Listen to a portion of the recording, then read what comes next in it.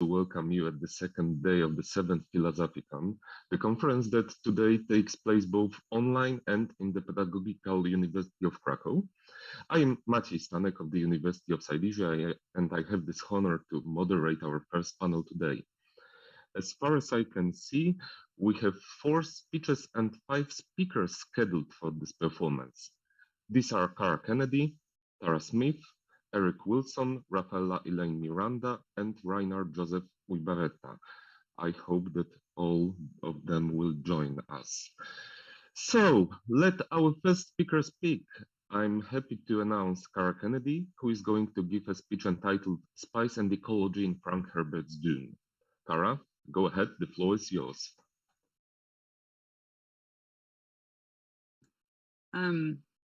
Screen sharing's disabled for me? Is it disabled for you? Just give me a second.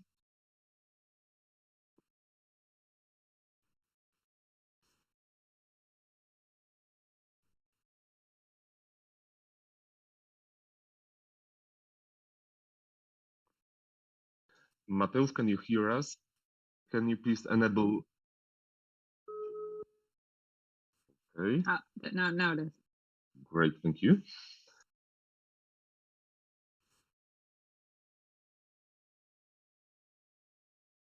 Is that okay?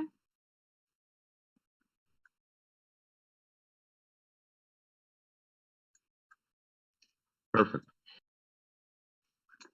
Hello, everyone. My name is Cara, and today I'm going to be talking about spice in Dune.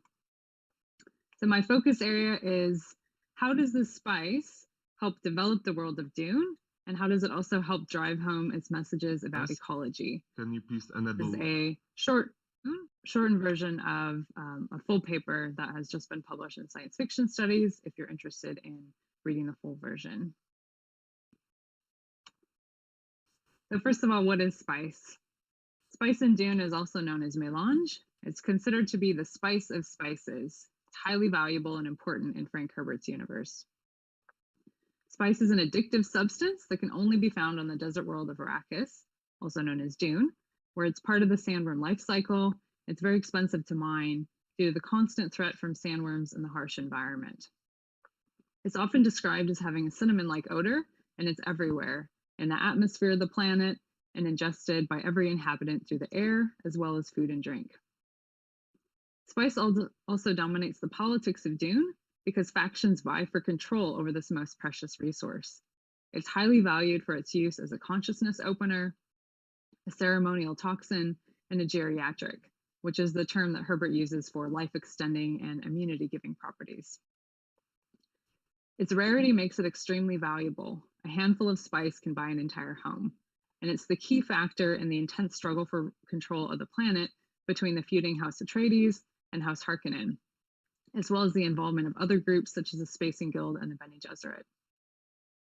We also know it's important because of how often it's mentioned. Although the word mélange only appears a handful of times, the word spice appears around 200 times in the book, an average of once every 2 to 3 pages. My argument is that Dune is far more than just another 1960s science fiction narrative about drugs, and it grounds the spice in relevant real-world historical and social contexts to build a world in which complex themes surrounding humanity and ecology can emerge. So let's take a look at some of the key historical and social contexts of spice. Spices in general have long been valued by humans for their uses in food and drink, medicines, and religious and ritualistic practices. And when people wanted them, this led to significant impacts on populations, cultures, and environments around the world where they could be found. In the medieval era, highly valuable spices such as pepper, cinnamon, and nutmeg were very much status symbols for the ruling class and markers of their power to purchase them, display them, and consume them.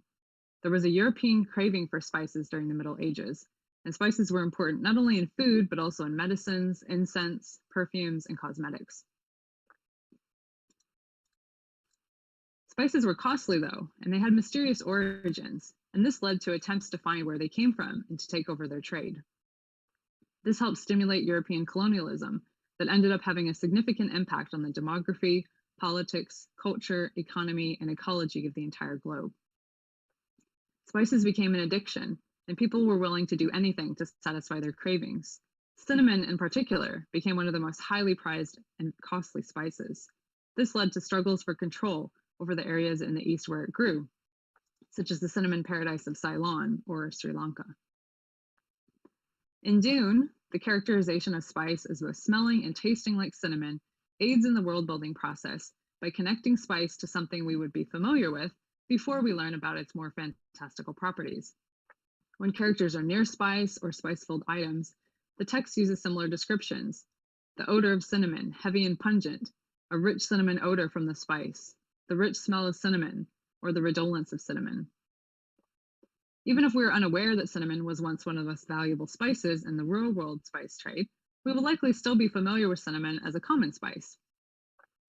In addition, although current Westerners may consider cinnamon to be a sweet spice used in desserts, it's still found in meat and seafood dishes in South Asia and the Middle East.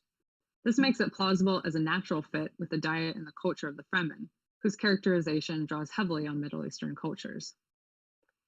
The term spice and its connection to cinnamon thus allow for a more multi-layered reading than if Herbert had simply made up a new word for this substance. Paralleling the historic spice trade is the contemporary petroleum or oil trade, and both prompted European exploration to so-called exotic lands, where they expanded Western interests. Spice can certainly be viewed as an analogy for oil, as critics and readers have often done. The desert in Dune is one type of ecosystem that covers an entire planet, which is a way in science fiction that authors can focus attention on a specific type of environment. What are the clues that this planet is similar to the Middle East? There's the characterization of the indigenous population known as the Fremen, the use of a language derived from Arabic, and the name for the planet Arrakis sounds like Iraq.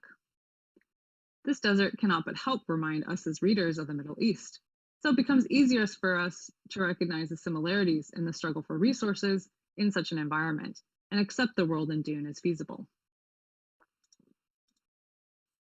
In the post-World War II period, foreign companies had come to control a majority of the means of petroleum production and distribution in the Middle East.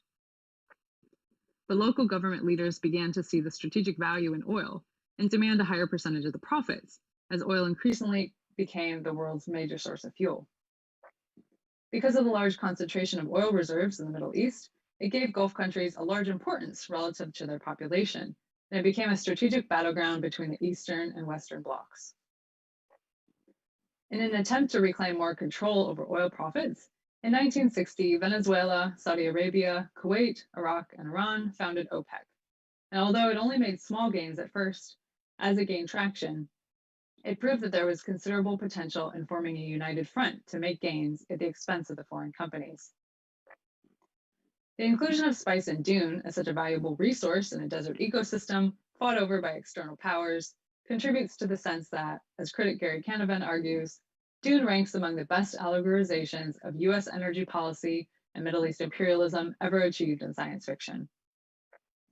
Indeed, Herbert himself suggested that the development corporation in the novel, known as CHOAM, is analogous to OPEC. Herbert wanted to explore the desert, but he knew that readers would expect to see something that would believably attract people to live or want to work in such a desolate environment. So he invented the valuable commodity of spice that drives the major factions to colonize Arrakis and struggle for control over spice mining and production. But spice is more than just an analogy for oil. It's also a mind-altering substance that reflects the psychoactive drugs that have been used by a variety of cultures for millennia, but were popularized by the countercultural movement in the US in the 1960s and 70s. The term spice takes on a kind of euphemistic quality in Dune, because it doesn't specifically say that it's the same as a real-world drug, but its descriptions show that it copies the effects of hallucinogenic substances. Humans across the world seem to have a need to alter their reality, and psychoactive substances have been part of societies for a long time. The term psychoactive means of or pertaining to a substance having a profound or significant effect on mental processes. Psychoactive drugs include those that are usually legal, such as coffee, tea, tobacco, and alcohol, and those that are often illegal, such as heroin and cocaine. Hallucinogens comprise one of four major categories of psychoactive drugs. They include mescaline, found in certain cacti, psilocybin in magic mushrooms, and synthetics such as LSD. It's important to note that Dune anticipated some of the countercultural desire for LSD, because at the time it was published, LSD was not yet widely available, and the term hallucinogen had not yet come into general use. So Herbert describes melange as an awareness spectrum narcotic. Meanwhile, in the field of psychology, there was a shift going on. And in the 1950s and 60s, psychologists who acknowledged the limitations of the behavioral school of thought became interested in how the mind processed information, leading to the so-called cognitive revolution and the study of states of mind.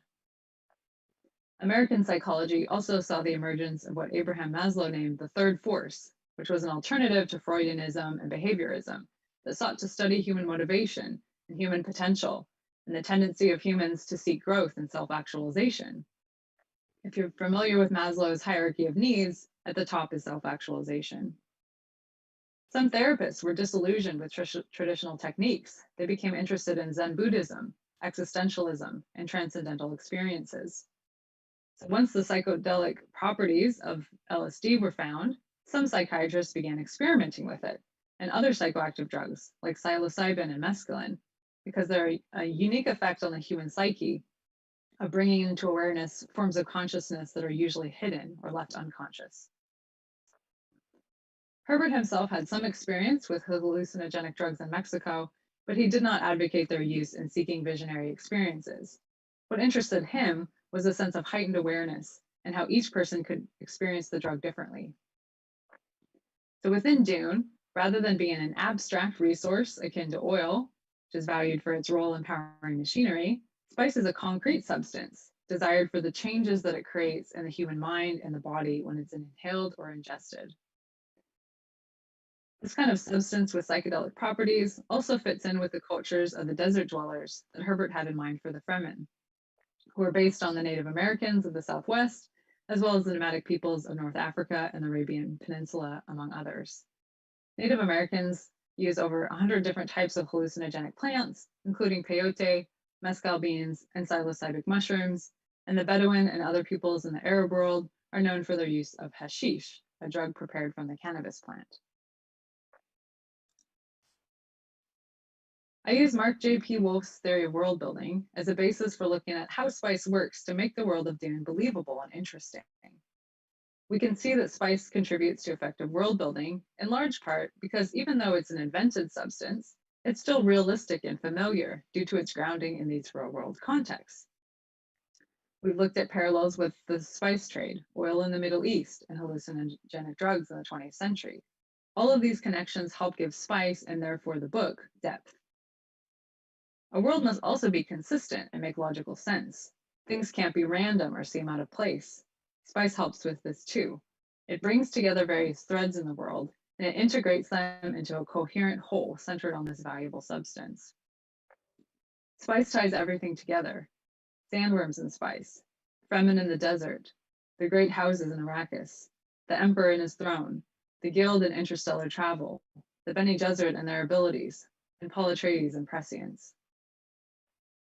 To the Fremen, sandworms are a deity, a means of transportation, and producer of a rare substance with domestic, cultural, and economic significance. Spice facilitates their survival in the desert. They use it in their diet, religious rituals, manufacturing, as well as bribes. Yet this same spice also attracts the colonizers, the great houses, who then interfere with the Fremen's lives in varying degrees, ranging from brutal oppression to more benign tolerance. Meanwhile, the emperor, who's in charge of handing out feasts to the nobility of the houses, has been allowed to succeed his father to the throne only on the assurance that he'd keep the spice flowing. And then the guild's loyalty to the emperor is dependent on this condition, since they need spice to guide ships through space and maintain their monopoly on transport. The Bene Gesserit too require spice to enhance their special abilities, such as truth-saying, and access the memories of their female ancestors. Their political influence and placement in high positions relies in part on such enhancements. As the offspring of the Bene Gesserit through Jessica and a product of their breeding program, Paul also gained special abilities enhanced through the spice, which enables him to fully open his consciousness to prescience. His dominance comes full circle in the novel to threaten the existence of spice itself. In all of these groups, spice is a significant component, helping tie together the logic of the world. Yet the price of the longevity and enhancement that spice provides is addiction. Paul discovers spice is a poison, so subtle, so insidious, so irreversible, it won't even kill you unless you stop taking it. We can't leave Arrakis unless we take part of Arrakis with us, he tells Jessica. This sets up a noticeable irony for readers in showing that the geriatric, life-extending, consciousness-expanding spice that's so valued is actually poisonous. Addiction is signaled by a clear change in one's eyes. They turn totally blue, no whites in them. Dr. Yue explains that this is linked to saturation of the blood with melange. Mushroom scientist Paul Stamets described meeting Herbert in the early 1980s and listening to him say that he based several elements of Dune on the fungal life cycle, including the blueness of the eyes of those ingesting spice, because psilocybin mushrooms also have a cerulean blue. Scholar Karen Riding notes a parallel between the blue eyes in Dune and the Tuareg peoples in North Africa who have indigo veils and clothing that sometimes leaves blue dye on their skin. The repetition of the image of blue eyes across Dune helps give the sense that spice is everywhere. It keeps returning our attention to the mind and the body and the changes that can happen naturally. Even Jessica is taken back upon seeing the Fremen's eyes, the wash of deepest, darkest blue without any white, secretive, mysterious. Paul predicts that he and his mother will live among the Fremen and acquire the blue eyes, and this prediction comes true. This physical alteration marks both off-worlders who consume large quantities of spice, as well as inhabitants of Dune, including creatures of the desert such as bats and the people of the Fremen. It's an outward sign of being bonded to the planet, but also a marker of the trap in which they exist. The guild agents wear contact lenses to mask their blue eyes, suggesting that they desire to hide the evidence of their heavy spice usage. But they're fully aware of their addiction and know that withdrawal equals death. When Paul threatens to destroy spice production, they tell him, "You would blind yourself too and condemn us all to slow death. Have you any idea what it means to be deprived of the spice liquor once you're addicted?" Access to spice, therefore, becomes the difference between life or death. These are the consequences of spice addiction on an individual level, and they also mirror the larger ecological disruptions that occur in the novel. Ecology is all about the idea of interconnectedness, that changes in one place lead to changes elsewhere, whether or not you expect them. One of the key messages of Dune is that one cannot simply ingest a geriatric psychoactive substance that extends life and expands awareness without consequences. Spice gives, but it also takes. On an individual level, at high intakes, it causes people to see themselves and their surroundings in new ways. In this way, spice signals a connection between body and mind, and the irreversible consequences on both of ingesting such a potent substance. On a larger scale, just like with real-world spices or oil, the demand for spice plays a significant role in politics. The Guild and the Bene Gesserit must ensure they have continuous access to spice, and they make political decisions accordingly. It was the Guild that permitted the Emperor to succeed his father, and it was the Bene Gesserit that made him agree to place a Bene Gesserit on the throne. A ruler's fate in this universe is inextricably tied to spice. And because spice is only found on Dune, this makes it a key territory for colonial resource extraction. As a driving force for the narrative, spice draws attention to the ripple effects it produces, as each faction seeks to ensure its supply and then responds to the actions of others in the interconnected web of the Imperium. On the other hand, we have the Fremen and the Imperial planetologist, Dr. Liet Kynes, and they have well-intentioned attempts to terraform the planet, but it's poised to eventually destroy the ecosystem and spice along with it. Liet's character is a way for Herbert to include an explicit voice of ecology, someone who understands the science and shares his knowledge with other characters, and by extension, readers unfamiliar with such concepts. The Fremen demonstrate their willingness to use spice toward their long-term vision of ecological transformation. Even as oppressed peoples, they maintain access to the most valuable currency and successfully leverage it in the political arena. But the Fremen's dilemma remains: how do you terraform the planet without destroying the sandworms?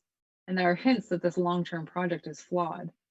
Liet realizes too late that his father and all the other scientists were wrong, that the most persistent principles of the universe were accident and error.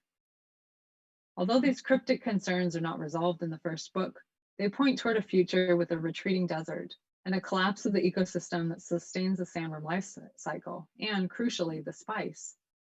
Liet's insight into ecology and his literal death due to spice conveys the naivety of the notion that a water-filled paradise can coexist with an arid desert full of sandworms. Through the Kynes family, Dune shows that even well-intentioned attempts at manipulating the environment lead to unintended consequences, even the loss of what is most precious to a people.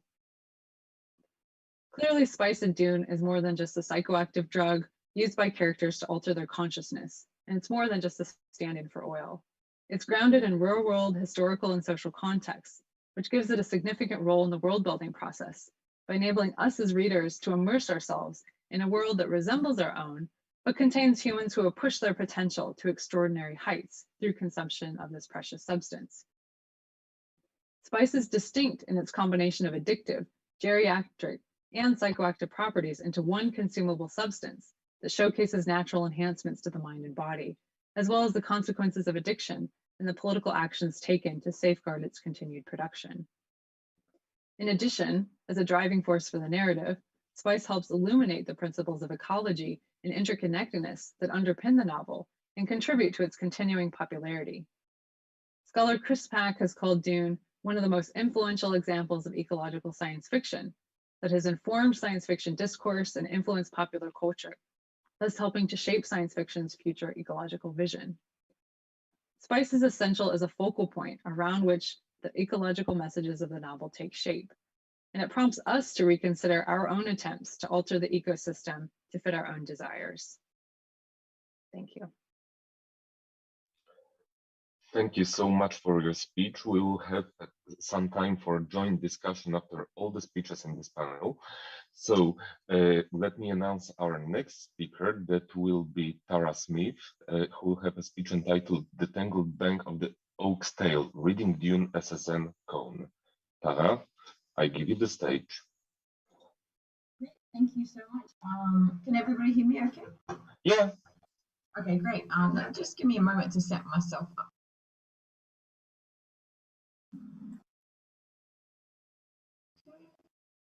All right, and can you see my PowerPoint okay? Yeah, it's perfect. Great, okay. So let me just... Okay, thanks everybody. I will get started. Okay. Oh,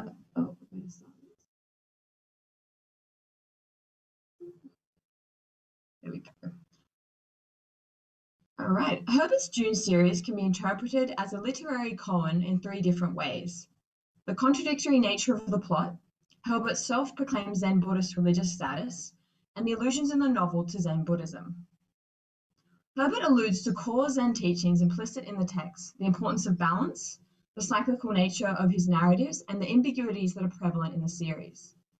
Superimposing all of these explorations in Zen is the mega motif of the texts themselves being written like a Zen koan, an intricate riddle aimed at challenging the reader to question their assumptions, beliefs, and the very reality they inhabit. Herbert, in this sense, is like a Zen master, and we, as the readers, are sitting at his feet, trying to untangle the truths inherent in the text. It is important to acknowledge the Zen Buddhist koan is a very specific entity, normally a phrase or a poem used within Zen Buddhism as an accompaniment to zazen in order to encourage enlightenment. As such, rather than being a koan in the strictest sense, Herbert is instead drawing on a koan style of contradictory ideas and plots. Herbert's novels thus teach a similar lesson to that used within Zen Buddhism. The didactic style imparts lessons around students, readers developing ideas for themselves, thinking differently, and ultimately breaking apart passive readership and forcing the responder to enter into a dialogue with the novel and the narrator. Herbert's content and obvious love and fascination for ecological systems, feedback loops, and the interconnectedness and interdependence of all organisms which rely on a state of balance can also be seen reflected in the beliefs of Zen Buddhism. In the 9th century, the Chan Zen Buddhist tradition split into two major schools, the Soto school, primarily focusing on Zazen, meditation, and the Rinzai school, utilizing both Zazen and koans in their teaching.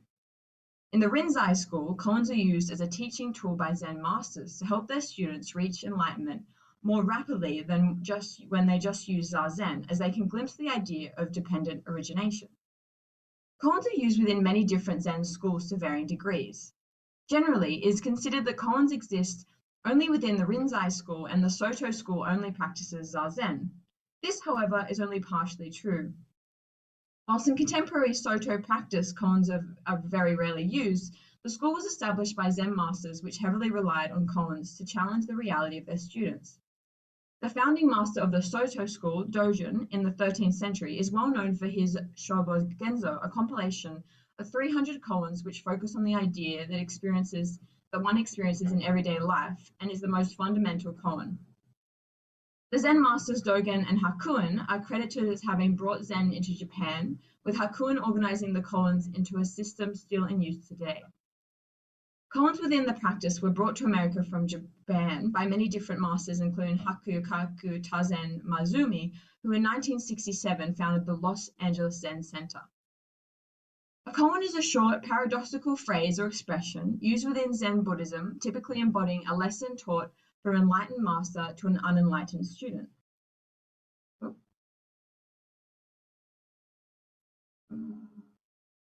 Sorry, I was in the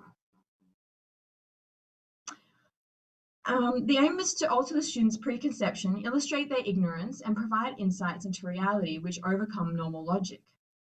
Most koans initially seem nonsensical, or a question may be asked which is given a strange reply. However, the expression of a koan after contemplation often reveals greater truths. There are two main bodies of Zen Buddhist koans, the Gateless Gate and the Blue Cliff Record. Textual koans are called cases, and within the text are often accompanied by commentaries and notes made by the Zen masters. Many ideas explored in June are koan-esque. When applying the koan methodology to Herbert's work, it is important to navigate the essence of it without detracting from the true meaning of the word. In the 1950s and the 1960s, it did not take long for Zen, with its promises of Asian mysticism and self-focus, to get swept up with the general countercultural American hippie movement. In order to differentiate between the various influences of Zen, the English philosopher Alan Watts described three types of Zen within America: beat Zen, square Zen, and Zen. For Watts, beat Zen referred to the sort of cool adaptations of seemingly Zen ideas, like gaining new perceptions from moving to a new country or walking in the mountains to connect with nature. Square Zen, on the other hand, referred to American practitioners of Zen trying to adapt the East Asian style in their exactness, without paying any homage to the changes or the fact that there are differences amongst the schools of Zen. And then there is Zen, which Watts prefers as it returns students to the classic Zen literature as appropriate to the current historical period. And this is just a quote from Children of June. I'll just read it out. To learn patience in the Ben Gesserit way, you must begin by recognizing the essential, raw instability of our universe. We call nature, meaning this totality in all of its manifestations, the ultimate non-absolute. To free your vision and permit you to recognize this conditional nature's changing ways. The Zen Buddhist tenet of the middle path is found extensively within the June series. According to Hein, Zen Buddhism allows for a middle ground between the opposing philosophical ideas of absolutism and relativism, or theism and atheism. This balance is exemplified by the appropriate way in Zen to meditate. As discussed earlier, the practitioner of Zen should not be like the resting stone, passive and asleep, but nor should the seeker be incredibly invested, allowing outside influences to affect the practitioner emotionally. In Zen, any emotional view which may seem reasonable if taken to its extreme conclusion can end up as an obsession. An example of extreme emotion can be seen in June, when Paul becomes the Muad'Dib. In this example, during Paul's time in the Sietch Tabia, he develops a close friendship with the members in the Sietch with mutual love, respect, and loyalty. When Paul embraces his role as Muad'Dib, the religious savior with godlike gifts, his friends' respect and loyalty becomes mindless devotion. Paul mourns the loss of his friends who are now more akin to his apostles. In Herbert's June series, extreme ideals and emotions are critiqued and balance upheld, emulating core Zen teachings. Herbert is constantly exploring the problems of extremes in the Dune series, reflecting this key Zen teaching. To better understand the essence of Zen and extremes, it is useful to refer to a particular koan which describes a convoluted paradox.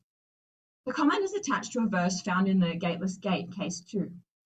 The comment poses the contradictory question of whether a Zen master who has removed themselves from karmic laws through enlightenment is then above these laws and thus no longer accountable for their actions.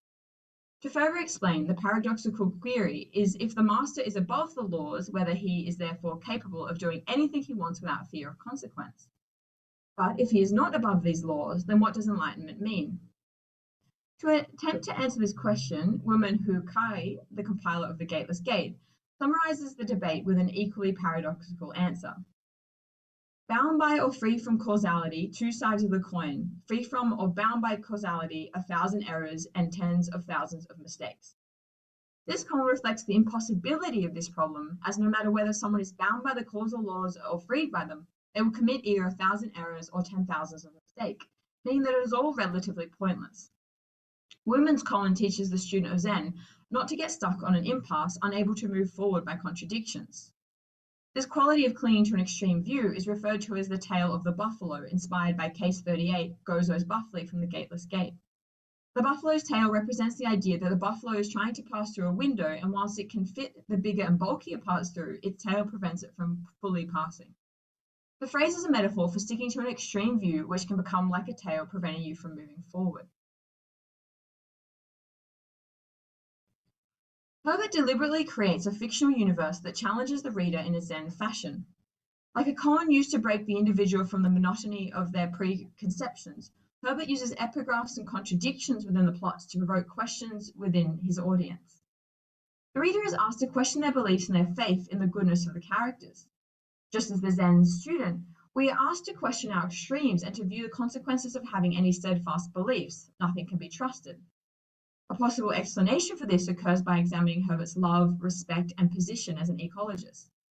Ecology as a discipline is obsessed with feedback systems and balance, with reaching an equilibrium which, perhaps unsurprisingly, seems similar to the teaching of Zen Buddhism. Behind, Zen is linked to ecology as it incorporates everything within its teaching, just as ecology includes the small sand trout, a desert-dwelling fish-like creature, all the way to the mighty sandworms. In Zen, even a cook is tasked to incorporate their training into cooking, wherein a cook preparing a meal would be told not to leave a single grain of rice uneaten and not a monk left wanting for one more grain. Zen practice is harmonious with ecology because of its promotion of balance, prudence, and control. No game can be left and nobody can be left hungry. Zen can also be linked with ecology and the environment with the scientific convergence theory. The convergence theory is a scientific idea often understood to reflect the constantly changing nature of becoming, which occurs within particle theory. Instead of the past understanding that particles are stationary, many quantum physicists believe that particles are in fact constantly changing states and waveforms. This belief is shared within Zen ideas, as they also believe that everything is a constant motion and change, and is only labeled with the role of the observer. While science is generally believed to exist in isolation of the observer, the convergence theory states that there is always a subjective component within science which impacts the observation. This idea is reinforced within the Zen concept of unity within human beings and nature, or individuality and universality. In Herbert's novels, Kynes represents the ultimate scientist, utilizing terraforming to benefit mankind despite the cost on the natural ecosystem. He is an independent observer who, to his folly, removes himself from the equation.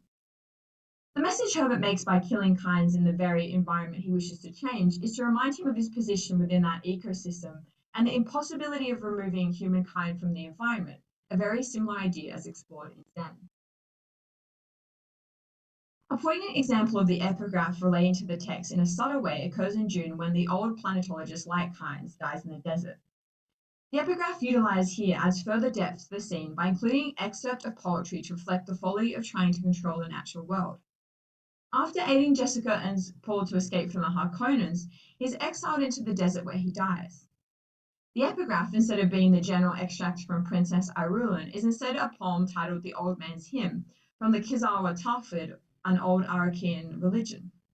The poem is as follows. I drove my feet through a desert whose mirage fluttered like a host. Voracious for glory, greedy for danger, I roam the horizons of Al-Kalal, watching time-level mountains in search in its hunger for me, and I saw the sparrow swiftly approach, bolder than the onrushing wolf. They spread in the tree of my youth, I heard the flock in my branches, and was caught on their beaks and claws. The poem poetically begins the presentation from which the planetologist, who, with the help of his father, began the slow terraforming project of Arrakis. The poem speaks of an old man reflecting on his youth and the folly of the decisions he once made. This reflects on the stubbornness and gall of kinds who, through terraforming, begins to do irreversible damage to the ecosystem of the planet. Just as the man in the poem, who was ensnared by the beaks and claws of birds, representing perhaps time, memories, or his greedy appetites. In the following scene, Kynes unravels as he slowly dies in the desert he was so adamant to control. He repeats to himself, I am like Kynes, I am his imperial majesty's planetologist, I am steward of this land. His identity begins to unravel, and his once determined and confident beliefs begin to give him doubts. As he falls and feels the sand under his hands, he thinks, I am steward of this sand. Both the men in the poem and Kynes lose a part of themselves, lost to death, time, and memories of a previous folly. No longer sure of their identity. Herbert's narrative technique of the epigraphs throughout the novel do more than just develop his rich and detailed fictional universe. The epigraphs are often poetic, confusing, and have very little continuity. They are not from the same text or even by the same narrator, and thus initially seem to have little to do with the main plot of the novels. However, through an active focus, the epigraphs richly inform and layer the text like short little columns which, if the reader keeps in the back of their mind, slowly reveal their subtle lessons in the often action and plot-driven series. Thank you. Thank you so much for your presentation and for your speech. As I can see, just a moment ago, our next speaker joined us. I mean, Eric Wilson. Eric, can you hear us? Eric?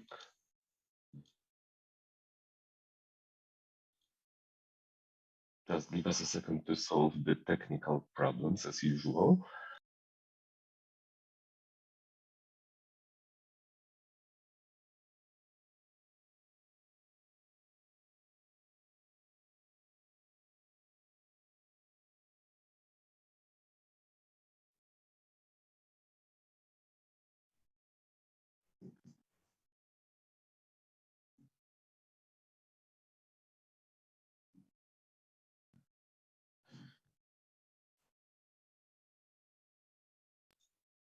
Eric, one more check. Can you hear us? I'm here. Yeah, great. Okay, so 5:40 a.m. here, so let's. Okay, now it's time for you. You are now online, and let me introduce you. Our next speaker will speak about the infinite capital accumulation through the endless harvesting of unlimited dead souls. Eric, the stage is yours. Thanks very much, everybody, and thanks for inviting me. I'm just going to put on full screen for a second, if we can do that. Yeah, there we are. Okay, hi. Yeah, I'm science learner. I do law and juridical studies and critical criminology.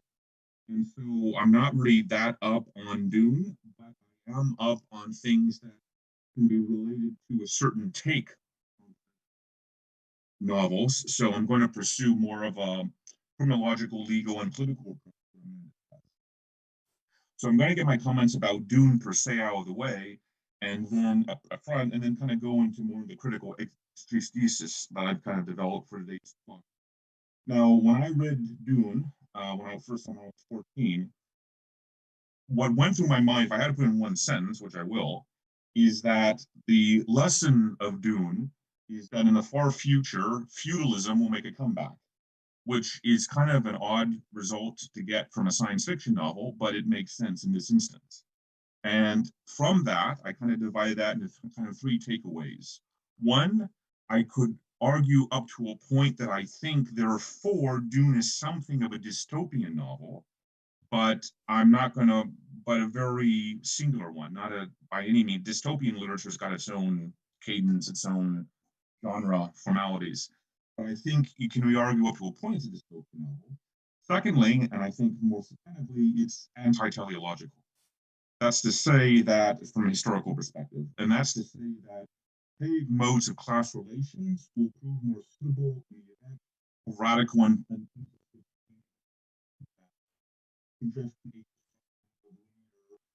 so-called progressive models of historical transformation. So it's anti-linear and it's anti-teleological. And the third one is that Eric, sorry to interrupt you. I beg your pardon, but we've got some issues with your microphone, I believe. okay. Could you please give it closer to your mouth or something Oh, like sure. that? Sorry about that. Okay. Is that better? Is that, yeah, Is it that is okay? much Thank you. better. Okay, thank you. Okay, I don't want to, I'm going to look like a goldfish in a bowl if I put it too close to my face. And the third one is that I think that the novel approach to a kind of Mackenzie work-like form of radical vulgar material, and that re-emergence of antiquated political economy is enabled through all purely merit material nature matters. And of course, I really like the conceit of spice, for example, which as an LSD, ultra consciousness, interstellar space flight, evolutionary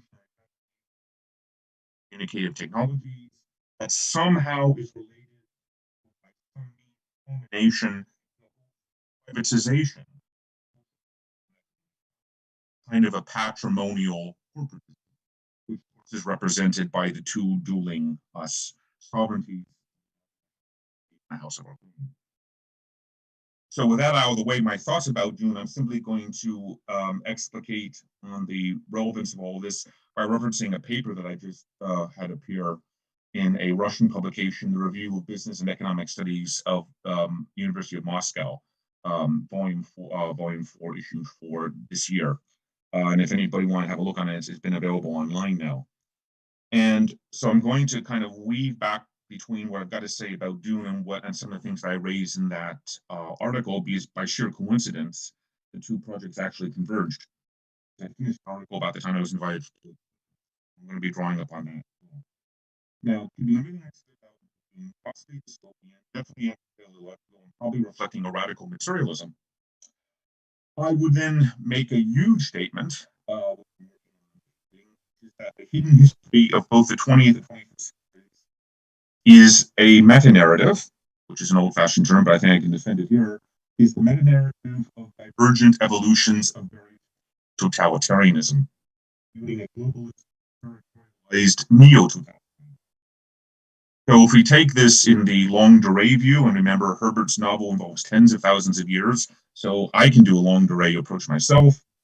The Enlightenment, the essence of the Enlightenment, is the finding of a substitution for church, or a kind of a new form of wholly secularized theopolitical structures. And of course, this is the secularization thesis of Karl Lowith, and it's critiqued by Hans Blumenberg.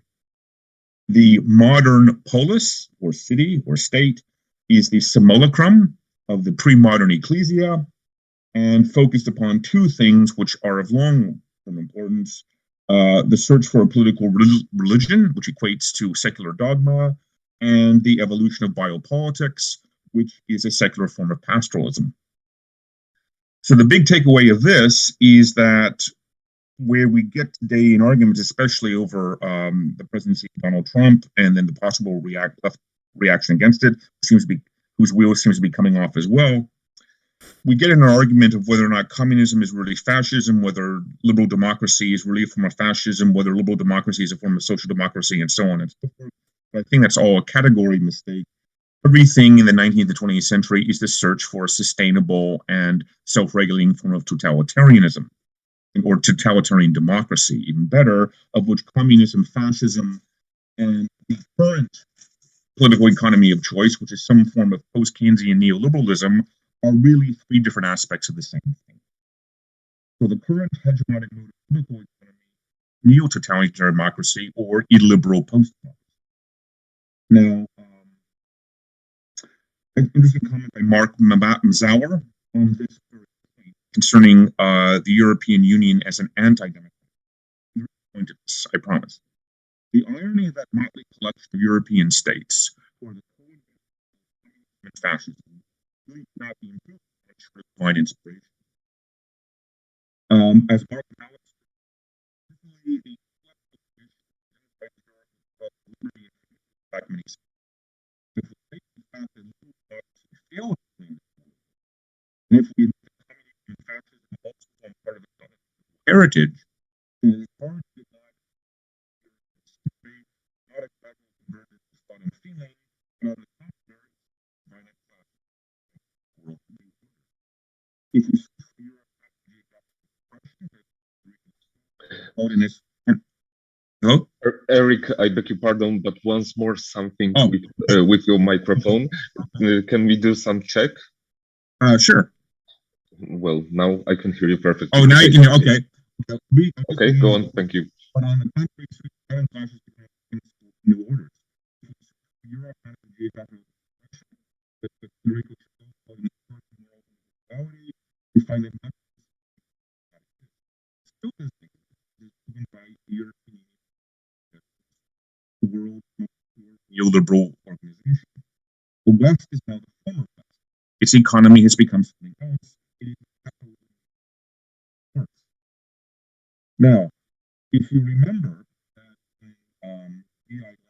that Vladimir published his communism and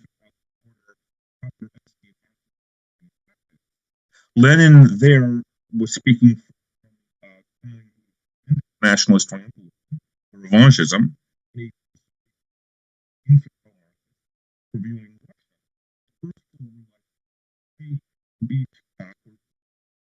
model revolutionary politics. Okay. The year 1989, Lenin Russia really has politics. The problem is that the future of revolutionary politics is some variant of neo-totalitarianism. So basically what I would argue, jumping to the conclusion very quickly, because I don't know whether or not I'm going to be able to continue with the talk if we're having sound problems like this, because I just got another warning, is that in a sense, what we're witnessing today is the return of, shall we say, an anti-teleological, anti-illiberal, older forms of corporate structures and ideologies that are now becoming the new norm and are now being normalized through the process of neoliberalism, which has become the universal economic system. So in that sense, and that's, I think, where my connection with Dune lies, and it's a weak one, but it's probably the one that I'm most comfortable dealing with, is because it does reflect this notion of a dysfunctional and possibly dystopian approach towards historical evolution, which is as much reactionary as it can be conventionally described as the rest. Okay, now how is my sound doing? Because I'll rush through very quickly and try to get this wrapped up. For last several sentences, it was perfect. Okay. But now it isn't. Now it's not. How's this? Now it is. Okay. Now it is. Okay. Okay. So I have this being real. Now. And now isn't. Now it isn't. How's this? Now is. Oh, no, it is. Okay. Now, okay. So basically, what I would do is I have to talk very fast, uninterruptedly at this pitch, so that you can hear the whole thing. Basically, my paper is divided, or my presentation. The end of capitalism. So, Eric, do you have your phone? Are you using Wi-Fi or data at the moment, Eric? I'm using Wi-Fi. Do you have data on your phone? Could you switch to maybe come on your phone? Sometimes that can be a bit better. I wonder whether it's your Wi-Fi connection. It may very well be. Because it's very in and out. So often we'll catch like the first 5 words and then there'll be nothing, and then you come back. Rats. Yeah. Sorry about that. No, you're right. Okay. Sorry. Anyway, the end of capitalism. And now, Eric, pardon, now are these words that we can't hear, but isn't it where you have your microphone set, isn't it too close to your face or too far? Since there are some moments that we can hear you perfectly and some, this sound was... it just may be a connectivity problem. But, I can see that you have perfect signal strength, so... Yeah. I believe that these are rather microphone issues. Okay. Now I've got my mute. I see my mute icon in the lower left corner. and the green is coming up and down as I speak, so it's Okay. picked up on my side. Here, I seem to be okay. Maybe you're having a problem with receiving it. Could you please repeat? Well, I'm saying I'm seeing the green. Okay. I'm seeing the mute. I'm seeing the mute mic on, and I'm really think of having a green as I'm speaking. It's a volume indicator, and it's coming through okay. And then I completely stop. And now I'm coming back again. So I'm not. Here, let me have a look here. What to do? Switch to phone audio. Now I can't. That doesn't seem to be able to work. I'm sorry about this. Should I just discontinue, because there's no point of me continuing if you're only hearing every half sentence. But all you told now was perfectly hearable. I mean, I explained perfectly why you can't hear me with 100% audio. So maybe let's give it a try. If it will be so. My papers. Okay. Lost some time, and I know you guys. So I'm going to have to zoom through this as fast as I can. Basically, end of capitalism, image of making series and neoliberalism. This is very basically the problem of Germany, capitalism. I draw a lot on the work of Mackenzie Wark, who describes herself very proudly as the but she means that basically in terms of a techno-determinist or a technophiliac even, material. And in her book published by Verso in this year, she talks about post-capitalism and the organized information form, which are imbricated within the totality of a totalizing. And there are two things I'm going to simply summarize from Wark's work, which I use a great deal in my own, is that one, what we call the internet, the entirety of social media, including what we're trying to struggle with right now. Recording in progress. Okay. Is that recording stopped? Can you hear me now? Okay. Yeah, perfect. Yeah. Okay. Okay, now I've just lost my image of you, but you can still hear me. Yeah, we can still hear you. Okay, now you're back. Okay. Is that the development of institutionalized electronic and digital communications is the result of not the military-industrial complex, but a military-industrial complex, which in fact reflects a kind of an American statist socialism in which all sectors of the research community were actually integrated into a program, whereas the Russian one fell apart because of basically disaggregation. So the Americans were ironically aggregated, the Soviets were disaggregated, both great develop and advanced developments in military-related communicative technology. But more importantly, this sort of like states military-industrial complex, which was based upon a techniques of information, gives rise to what Wark calls vectoralism, which is her response to the notion of an international capitalist class. What we really have in place is an international technocratic elite.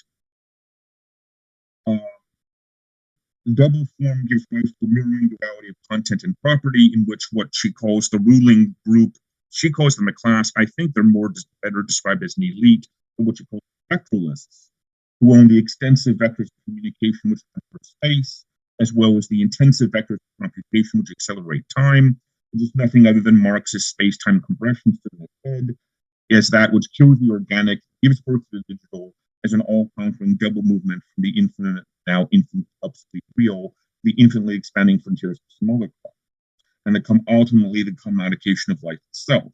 And the vector is not just a means of transforming production, it is also a way of transforming state power. So if pure information in its rawest, basic, and most pristine form can be transformed into a commodity, then in the strict and proper sense of the term that we are all owned. So Wark, like Herbert, reflects a kind of both a technophiliac and a technophobic approach to modern technology, One of the things that really struck me about Dune when I first read it again as a kid was the way in which, in the far future, we will impose all kinds of strict criminal or even religious prohibitions against certain forms of anti-humanistic technological development and experimentation. By the Bene Intellect, so kind of like a semi-underground organization. But the important point for my own work is that the notion of vectoralism and the commodification of pure information, which in a sense is the death of a liberal understanding of humanism, is straight back to basically trends in international politics, international crime, and the international financial economy. So that the wholesale conversion of a capitalist world economy to neoliberalism, which is essentially what has happened, carries within it two pathogens of chronological significance. The first is the globalization of power crime, and the second is the systemic entrenchment of neo-authoritarian forms of government. Both are the bitter reification of information and velocity and speed, and information itself as commodities. And for power crime, this is my definition, and I've worked a lot with a criminologist at Temple University, Nikos Tassis. Fraud, he defines power crime, and I follow him. Power crime is defined as fraud and corruption by elites that have substantial governmental power, economic power, typically as CEOs. Often, of course, they have both forms of power simultaneously. Elite criminals have far greater ability than non-elites to act dynamically to optimize the environment for fraud, or neutralizing their crimes psychologically, and obtaining impunity. So when we say neutralizing crimes psychologically and obtaining substantial impunity, what does that mean? Well, first of all, Tassis, without using the word, does draw an implicit correlation, I make it clear, between neoliberalism and vectoralism. And that what he calls elite criminals or criminal sovereignties are best understood who undertake the criminogenic manipulation science system that constitute the hard wiring of the international economy. So vectoralism, which is a form of vulgar materialistic technological determination, facilitates the transformation of the whole of the real into the wholly virtual form of reality, supersedes all forms of common sense, which can then be criminologically manipulated to basically undermine the conventional liberal, progressive, optimistic, enlightenment understanding of the demarcation between crime and law. And that of no less importance is the notion of a new hierarchical division of social and technological power, particularly with regard to mass media, which gives rise to another important concept, which is called criminogenic asymmetries. The criminogenic asymmetries are structural dysfunctions, mismatches, and inequalities in the sphere of thought, culture, the economy, and the law. Asymmetries are criminogenic in that they create opportunities for profit, produce or strengthen the demand for illegal goods and services, generate incentives for actors to participate in illegal transactions, and reduce the ability of authorities to control illegal activities.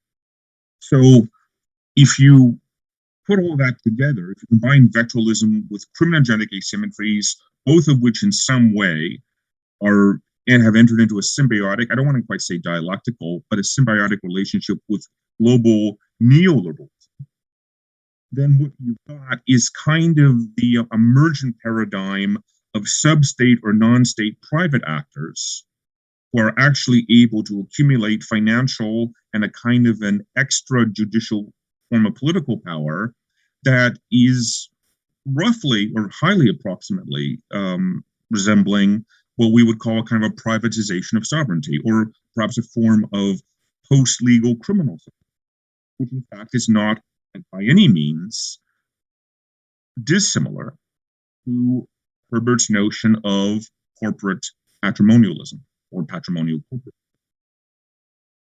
And the third point, because I'm probably running very low on time, but I'll sort of get to the big point, the last major point that I have to make, is that the relation between all of this and why we can regard, possibly, I'm going to really go on a limb and argue, though, why we call feudalism as actually a model for future, or at least near future, planetary developments. If we look at the way, so I'm just simply going to summarize what I've got. If we look at the way that we understand international relations, especially what we would call, from a classical realist perspective, great power or big power relationships, we notice that a great deal of interstate behavior is based upon mimesis, that lesser states will imitate more successful states quite deliberately, because states, just like people in the Hegelian sense, are struggling with each other for recognition by others. It's sort of the master-slave dialectic applied to international politics. And some theorists, like Emanuel Wallerstein and modern world systems theory, have proposed that what we would call hegemony has a cultural dimension to it, which is that the hegemon, if we go through history and we look at and we assume that states exist in systemic operational interactions, that the world system is actually a system properly so called, that state actors will actually follow each the other that seems to be the most successful. And the state, at any given moment in time, who is the one who is most commonly imitated or copied, is the state that deserves to be denoted as the hegemon or the leader. So leadership is not just a military, political, or economic phenomena, it's also a cultural phenomena as well.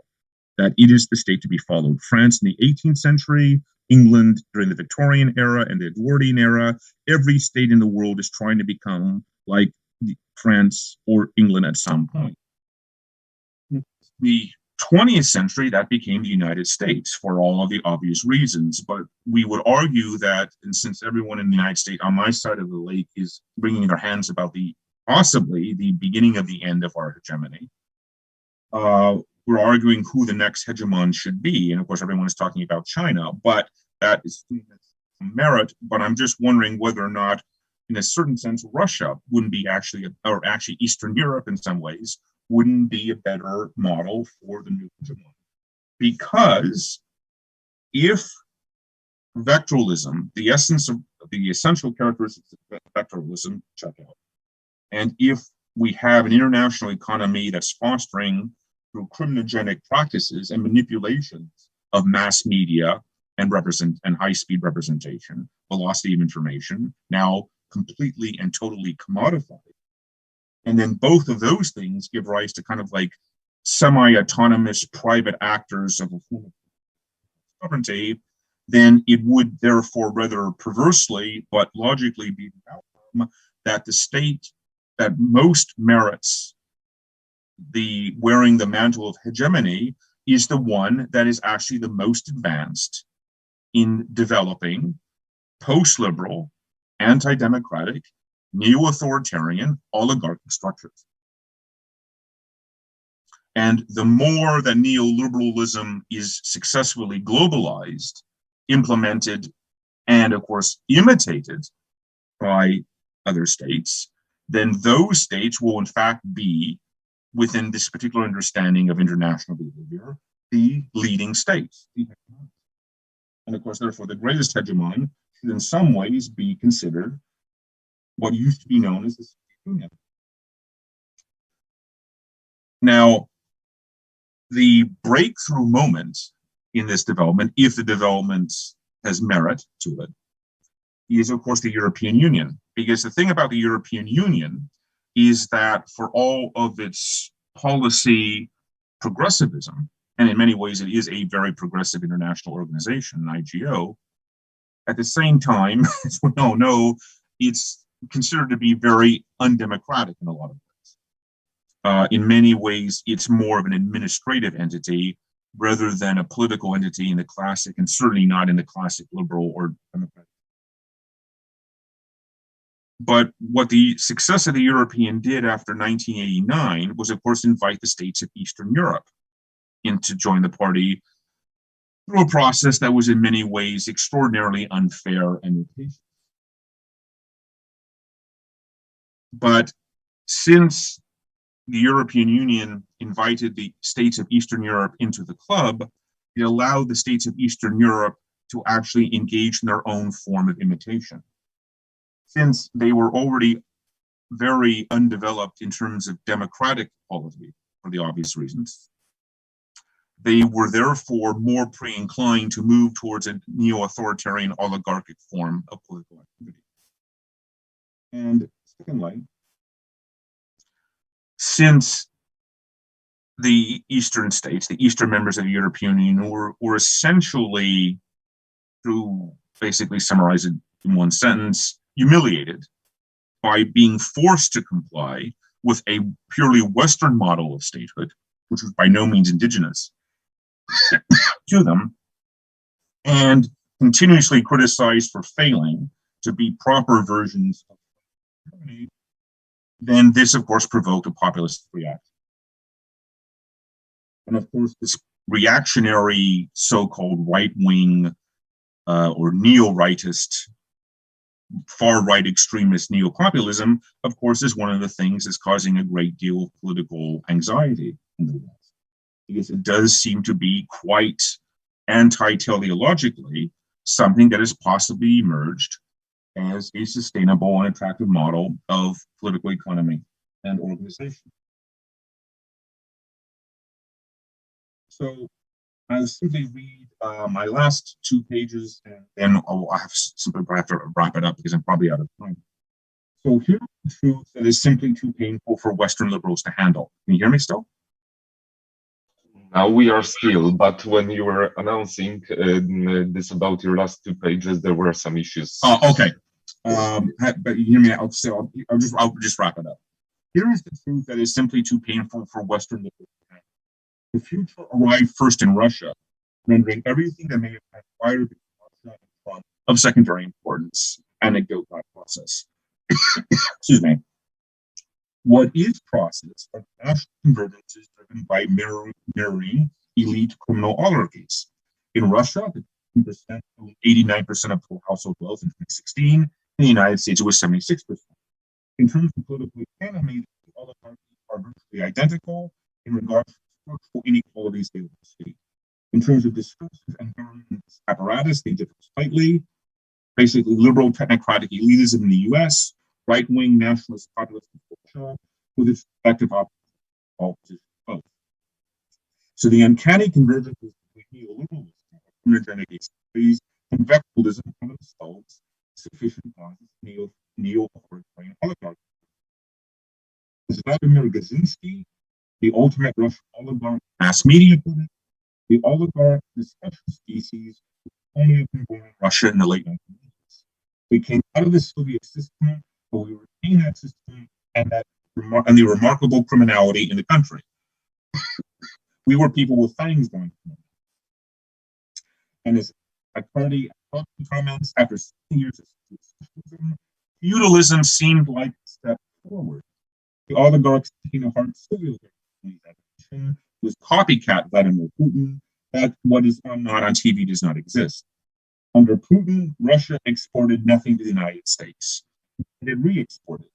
Even better, the Russian people became post-Soviet, a breath before the whole world went through everything, revealing that the great drama of Russia is not the transition from communism to capitalism between one firmly held set of beliefs and another, but that during the final decades of the USSR, no one believed in communism, and it carried on living as if they did, and now they can only create a society of simulation, which is a perfect recipe for power crime, which is a perfect recipe for criminal sovereignty, which is a perfect recipe for oligarchic patrimonial corporatism. The exact same, of course, is true for the people of the West, for there is no alternative to neoliberalism and all that comes with it. The only question is the one asked by Peter Pomerantz. What if Russia had been a pre-echo of what was to come, thing once known as Russia being as progress? Which, of course, takes me back to Dune. Because in the end, progress will be, at least political progress, which is the only thing I'm even remotely competent to talk about here. Political progress may, in fact, resemble, by the weird, canny logic or reason of history, feudal or neo-feudalistic political, social, and economic structure. Here's how it works. My big summary, and I hope you can hear all this, and I'll tell you. From 1918 to 1980, the U.S. as the liberal, classic, more or less classical liberal, or the Keynesian head, manifested neo-Keynesians, both touted the right side of it, as Hillary Clinton. Seeing now in hindsight, Deliberately organized dynamic of unrestricted, globalized, primitive accumulation, which is feudalism. The economic is criminal. He is inherently inclined towards criminality. The Thatcher movement in the Anglosphere, with a neoliberal revolution in zone and with a headline itself, which was not in fact revolutionary, essentially reactionary. The return of and hence the unbounded economic Europe, the future European Union after 1989.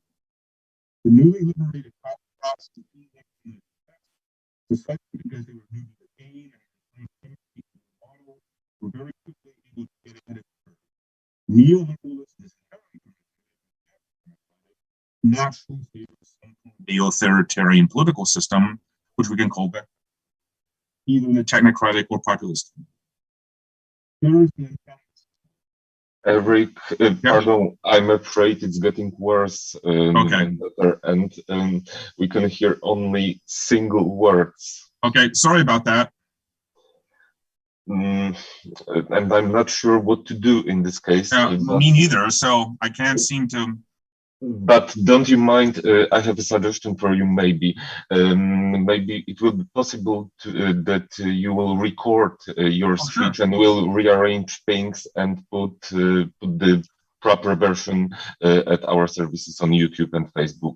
Oh, well, that's a bit great. Okay. Good work for you. Okay, that's right. Look, can you hear me right now? Yeah, now I hear you perfectly. Basically, what's coming through is the technical assist bits, but not the actual substance of the paper, right? Okay. I know how it works now. I got it figured out. Okay, I'll tell you what. Contact me. We try and tell you that it didn't work, and then you'd start to talk and it would work again. Happen like every time.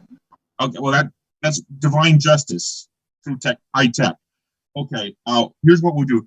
Contact me, set up a recording. I'll just record it at a nice, steady, leisurely pace, and then you just post it. Yeah, and we just post it and maybe even paste it here within in the place of your speech. I mean, can you do that? Can you do that technically? Because this is really kind of awkward. I know.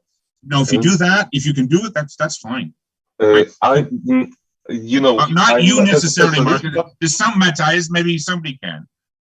Well, I hope that our technical staff will be able to do so, but I can't promise that. No, that's okay. If you allow, let us finish this way. But maybe since you are now sounding great, maybe you'll try speaking from this posture and finish this presentation. Okay. Maybe let's give it one last chance. Okay. The place where feudalism appeared as progress. Did you hear that part? Yeah. No. Okay, you got that part.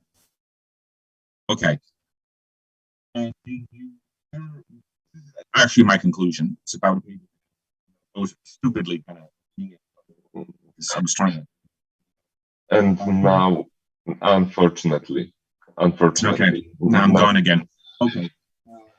Yeah, so just email me and set up a recording session if we can, and I'll simply record my talk and we can try to post it.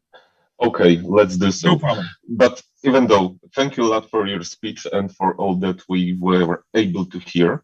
Okay. Unfortunately, our last speakers didn't join us. Because of that, we have more time for the discussion, and our speakers hold this privileged position and can ask the question for each other. So if you have any, then go on. I have a question for Tara. How much do you think readers of Dune get the Zen elements, especially I'm thinking like Western readers?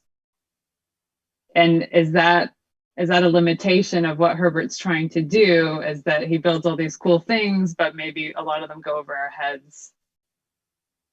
Yeah, thanks, Cara. That's a really good question because I actually read Dune the first time and didn't really pick up on a lot, right? I love the book, but I kind of put it aside. And then when I was going to do my honors project, I was originally going to try and do, because I'm in the religion faculty, I was actually going to try and write about L. Ron Hubbard's science fiction work before he wrote Dianetics and look at the kind of Scientology religious thing. And I picked up, was it Battlestar Earth or whatever his major work is. It was so bad. I was like, no, I'm not doing this shit sci-fi. No offense if anybody's a fan. Anyway, so then I was like, what book do I love? And I was like, Dune. And then I reread it. And as I reread it, I got so much more out of it from the first time reading it. And I was like, this is so cool. And then I was like, and I was trying to piece it together. I'm like, is it this? Is it that? And I'm like, oh, he's done it intentionally to make it super unclear what the main messages are. And I loved that. And so then I kind of looked in and when I found out he was a Zen Buddhist, so I was like, wow, it kind of really clicked. And I kind of explored Zen more and this idea of a koan, kind of make it like a riddle. Because I think he's didactic without being super to the point of what he's trying to say. Like it kind of allows room for the reader to really develop their own ideas. Because every time you read, you're like, I love Paul. Then you're like, oh, I actually hate Paul. And then you're like, oh, I love, the desert is so cool. And I love that they're terraforming. And then later you're like, why are they terraforming? It's horrible. And so these kind of back and forths really help me kind of think that he's doing something quite clever with it. So to answer your question, I'd say I think the average reader probably isn't reading it the first time around. You're probably just thinking this is a great book, and then as soon as you read it a second time, you start to think about it more. I reckon you get more of those juicy little elements.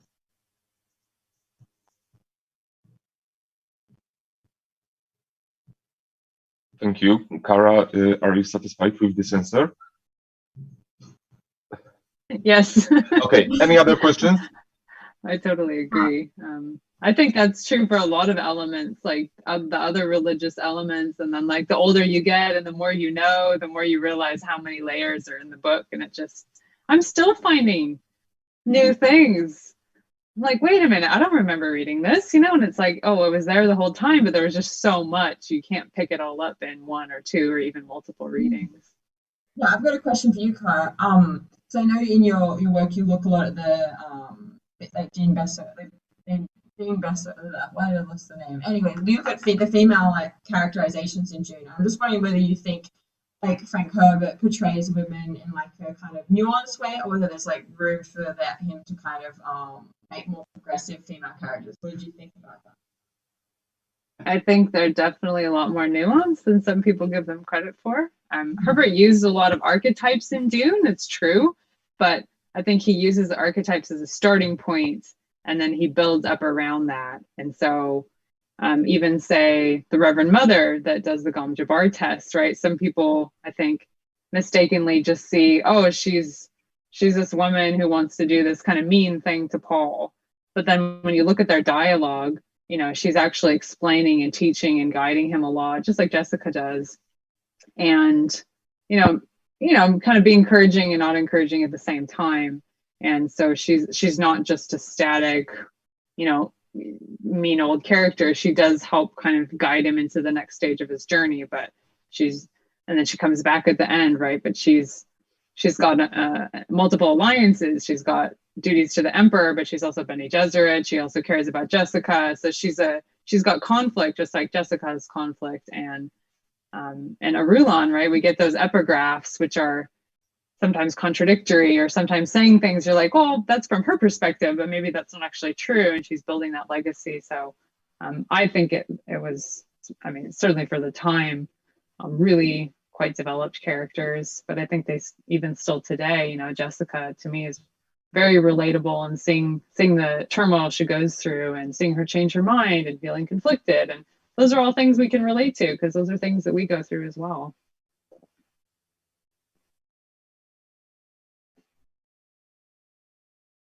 Thank you. Any other questions? And if not, I have questions for Cara and for Tara from our audience at Krakow.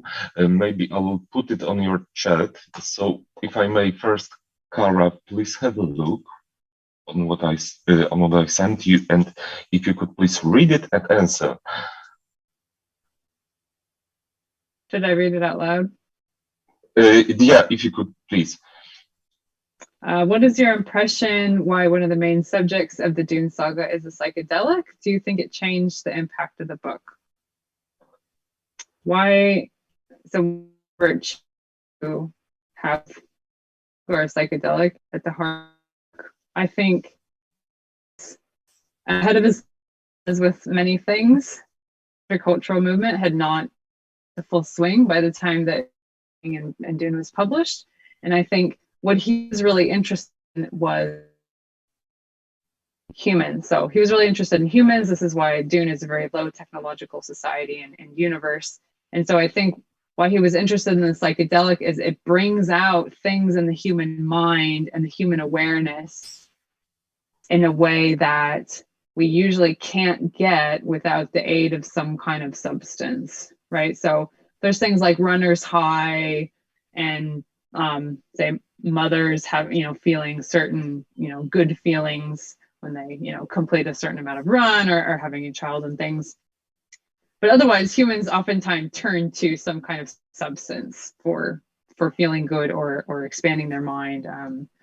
Sometimes in safe context, sometimes in not so safe. So I think for him, putting spice in there as this hallucinogen was a way for him to plausibly show us a character like Paul, who's exploring the world and exploring his mind, pushing the limits, gaining access to things that normal people can't get access to, but in a way that was kept it more within science fiction rather than going off into fantasy. So it's not just a completely random magical ability that he has. It's sort of tethered. It's tethered with that drug into something that we know in the real world. People do have trips. People do have visions. People do use drugs as a way to have religious experiences, mystical experiences, spiritual experiences.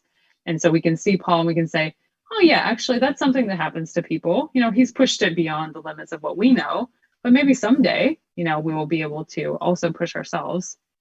In terms of the impact of the book, I think that's one of the things that gives it that staying power, is because it's not magical and it's not technological. It's through kind of a natural substance. And if you're paying attention to what's happening with microdosing of LSD, it's finally kind of coming back into being used for therapeutic purposes to sometimes really great results.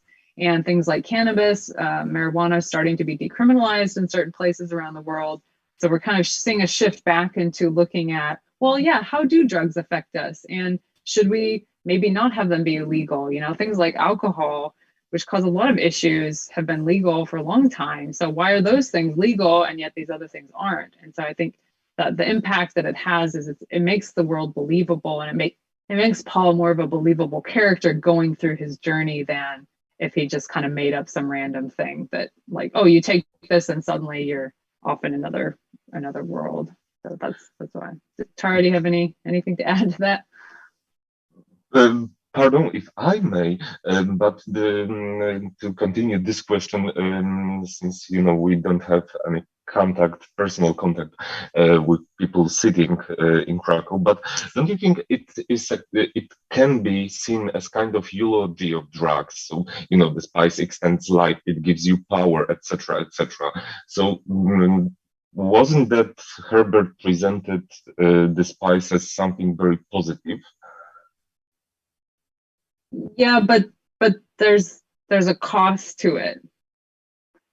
So the cost is really Paul's kind of mental ability to kind of live in the moment, right? So he just starts like living in that future and being controlled by the future. And he really has very little control by the end of the book. And he even admits, I'm not going to be able to control the jihad. So I think throughout the book, we see him on the journey and we see his awareness expanding. And then it's kind of like, it sort of starts closing in the past that he has. It starts closing in things. And the consequences, you're addicted. You have to always be around the spice. You have to always take the spice. And I think it's not completely presented as positive. And if we look at the guild, right? The guild, they're so obsessed with the spice that they if you keep reading into Dune Messiah, they have to like live in a tank. They're just completely addicted to the drug and don't really have any sense of anything else. You know, they don't enjoy things. It's just about the spice to them. So yeah, I think it's one of those things, like Tara said, like Herbert's kind of showing us one thing and then kind of twisting it on us at the same time. And he's more ambiguous. He doesn't give us a clear, this is good, this is bad. He lets us kind of see for ourselves and make up our own minds about those things. Yeah, like you say, Cara, I definitely don't see it as a pro-drug or pro-psychedelic text. I mean, I think you just look at any monologue of bipolar, just how much he's suffering throughout. Like, it doesn't look like a good time. I'm not reading it being like, Paul, like, I want in on that. It just seems awful. Like, he doesn't seem to have much autonomy. It's like once that mod dib kind of trajectory goes, he has no power anymore. So I think it definitely like isn't looked at as like this amazing trip that you could go on. I think that Herbert, if anything, is almost the other way in saying that, like, be careful what you wish for. Is this really what you want? You know, so that's how I similar to you, Cara. Thank you. Tara, can you have you? Okay, Yeah, thank you. So the question was, I look like if there was any Eastern theme, do you think it would at all? I thought this was a really interesting question, and I think you could take out the Eastern philosophy, just like you could take out the ecological themes. You could take out like a lot of Herbert's like kind of not subliminal, but like deep messaging throughout the text. But I think if you took out any of those elements, the text would suffer as a whole, because I think that that need for balance and this promotion of a balanced lifestyle, whether that's, you know, balancing the spice, balancing the ecological systems, is so prevalent throughout that I think you would lose a lot of that. And I do believe that good science fiction is social fiction, and it does have that didactic element. Obviously, entertainment's important, but if you can actually entertain but also teach and promote kind of very good, like, you know, new thinking or critical thinking in your reader, I just think that it's just so much better.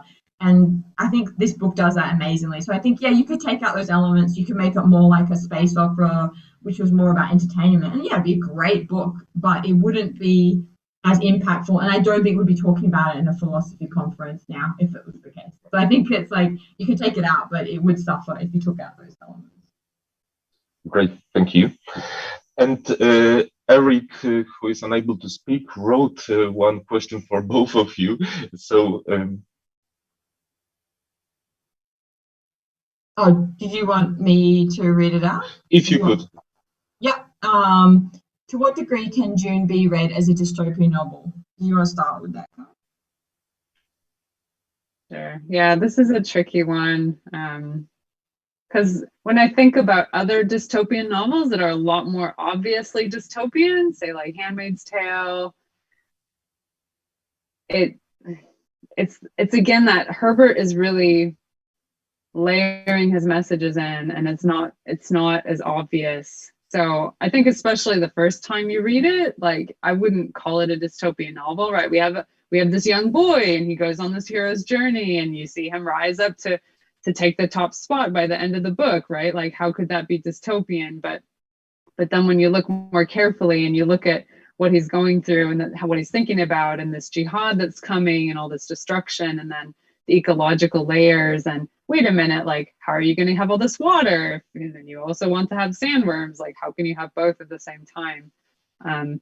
There's definitely threads in there, but I wouldn't call it a dystopian novel on the whole, just because to me it doesn't fit very nicely into that category, but I think you could definitely make an argument for it. I would agree with you, Cara. And like a typical Zen Buddhist way, I'd say it's neither utopic or dystopic. Because I honestly don't think it is. And I think you're right. When you first read the first novel, you're like, this is great. You know, this is such a cool society to get terraformed. It's going to be beautiful. There's going to be water. Everything's going to be great. And then you realize what detrimental effects it has on the sandworms and the ecosystem of the planet. And you're like, oh, it's awful. And so I think that I would not call it either a dystopic or utopic novel. And if anything, if I had to, if you think you have to pick one, I'd actually say it's more utopic than dystopic personally.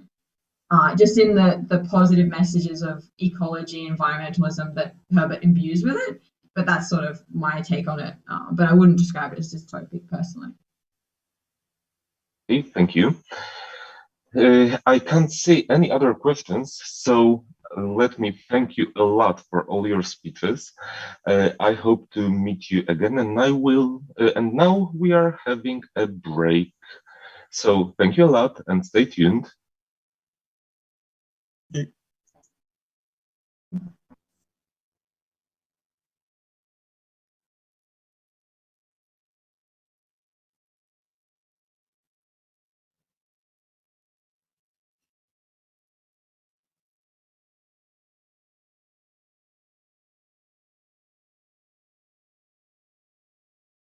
Okay, thank you. Okay, thanks, guys. Bye. Thank you a lot. Bye. Bye. See you. Ta. See ya.